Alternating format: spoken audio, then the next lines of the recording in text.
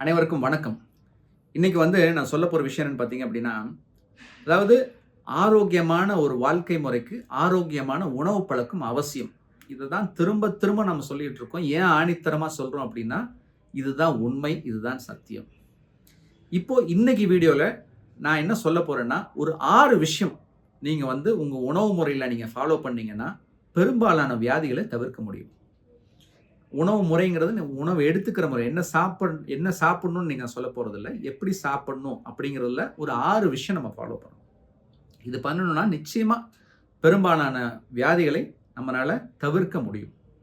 முதல் விஷயம் என்னன்னு கேட்டீங்கன்னா, நீங்க சாப்பிடுற நேரத்த சரி பண்ணுங்க. அதாவது ஒரே மாதிரியான நேரத்துல டெய்லி சாப்பிடுங்க. கன்சிஸ்டன்ட் மீல் டைம் அப்படின்னு சொல்லுவோம். ஒரு நாளைக்கு 8 மணிக்கு சாப்பிடுறது, ஒரு நாளைக்கு 11 மணிக்கு சாப்பிடுறது இப்படி வச்சுக்காதீங்க. உங்களோட மீல் டைம கன்சிஸ்டன்ட்டா வச்சுங்க. இதுதான் முதல் பாயிண்ட். 2வது நீங்க தூங்க போறதுக்கு முன்னாடி அதிகப்படியான உணவு எடுத்துக்காதீங்க. அதாவது மத்தியானம் சாப்பிட்டுட்டு தூங்குறதா இருந்தா அவாய்ட் பண்ணுங்க.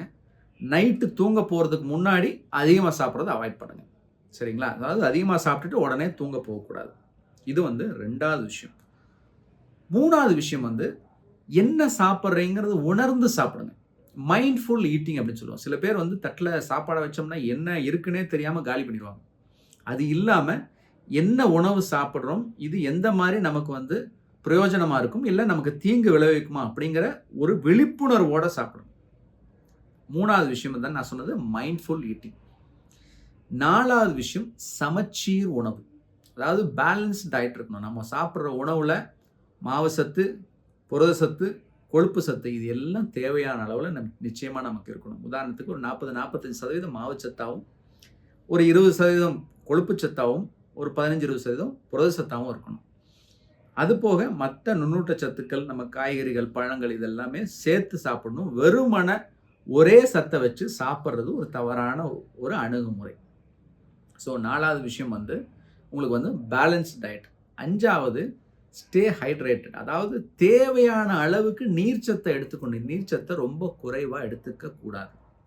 அதான் சிம்பிளா நான் சொல்லுவேன். நீங்க கரெக்ட்டா தண்ணி எடுத்திருக்கீங்க, இல்ல நீர்ச்சத்து எடுத்திருக்கீங்களா இல்லையாங்கிறது நீங்க யூரின் போகும்போது கண்டுபிடிச்சிடலாம்.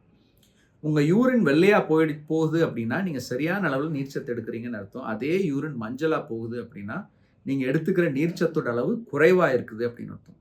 ஸோ ஸ்டே ஹைட்ரேட்டட் தான் 5வது பாயிண்ட். தேவையான அளவு நீர்ச்சத்து நிச்சயமா நம்ம எல்லாருமே எடுத்துக்கணும். 6வது முக்கியமான point listen to your body, not to the clock.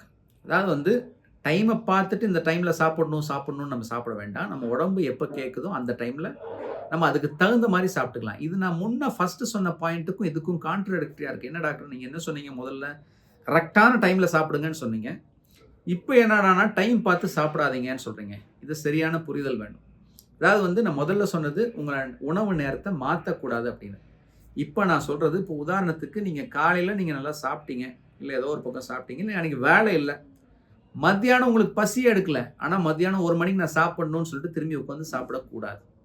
So அந்த நேரத்தில் உணவை கட் பண்ணுங்க. உங்களுக்கு தேவையில்லைன்னு தோணுச்சு, எனக்கு பசி எடுக்கல அப்படின்னு தோணுச்சுன்னா அந்த உணவை கட் பண்ணிட்டு நீங்கள் நேரடியாக டின்னருக்கு போகலாம். இல்லைன்னா ஏதாவது ஃப்ரூட்ஸ் மாதிரி ஏதாவது எடுத்துக்கலாம். இது பெரும்பாலானவர்களுக்கு உடல் பருமன் ஏற்படுறதை நிச்சயமாக குறைக்கும்.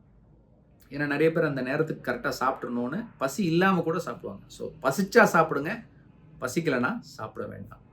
இதுதான் ஆரோக்கியமாக நம்ம இருக்கிறதுக்கு உணவை எப்படி சாப்பிடணுங்கிறதுக்குன்னா 6 வழிமுறைகள். இது உடனே சர்க்கரை இருக்கவங்க நான் இப்படி பண்ணலாமா, பண்ணக்கூடாதா, இது பொதுப்படையான கருத்துக்கள். ஸோ சர்க்கரை இருக்கவங்க உங்கள் மருத்துவரை அணுகி இந்த மாதிரி இருந்ததுன்னா நான் சாப்பிடலாமா வேண்டாமாங்கிறது நீங்கள் தனிப்பட்ட முறையில் கேட்டுக்கலாம். இந்த 6 கருத்துக்களும் பொதுப்படையாக பொதுமக்கள் அனைவருக்கும் நான் கொடுக்கறது. இன்னைக்கு வியாதிகளோட அளவை குறைக்கணும் அப்படின்னா நம்ம உணவு முறையில் உணவு எடுத்துக்கிற விஷயத்தில் பெரும்பாலானோருக்கும் மாற்றத்தை ஏற்படுத்த வேண்டும். இல்லைன்னா இந்த சமுதாயம் ஒரு மிகப்பெரிய ஒரு பேரழிவை சந்திக்கும். இந்த மெட்டபாலிக் டிசார்டர்ஸ்ன்னு சொல்கிறேன், இந்த உடல் பருமனால் உண்டாகிற வியாதிகள்னால. ஸோ இந்த வீடியோ உங்களுக்கு பயனுள்ளதாக இருக்கும்னு நினைக்கிறேன். பயனுள்ளதாக இருக்கும்னு நினச்சிங்கன்னா பலருக்கும் ஷேர் பண்ணுங்கள். நன்றி, வணக்கம். ஆரோக்கியமான ஒரு சமுதாயத்தை உருவாக்குவோம்.